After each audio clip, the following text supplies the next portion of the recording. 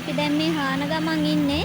දැන් මේ ගොඩක් අය කියනවා මේ නගුල දාලා හාන්නේ නැහැ කියලා. ඇත්තටම මේ පාර නගුල දාන්න විදිහක් තිබුණේ නැහැ. නගුල පොඩ්ඩක් කැඩිලා. ඉතින් ඒක හදන්න මේ කාලයක් යන නිසා ඉතින් අපි හිතුවා මඩ වීල් දෙකෙන්ම හා ගන්න ඕනේ කියලා.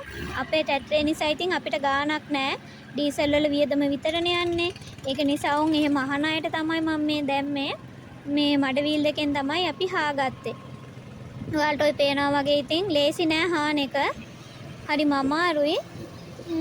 ඒ අතර චූටි වීඩියෝ කෑල්ලක් ගත්තා. ඉතින් මගේ චූටි ෆෑන්ට කියලා ඔයගොල්ලන්ට බලන්න. ඒක නිසා කවුරුත් මේ බනින්න එපා නගුල නෑ කියලා. මඩ වීල් දෙකෙන් තමයි අපි මඩ කරගෙන ওই විදිහට හාගන්නේ.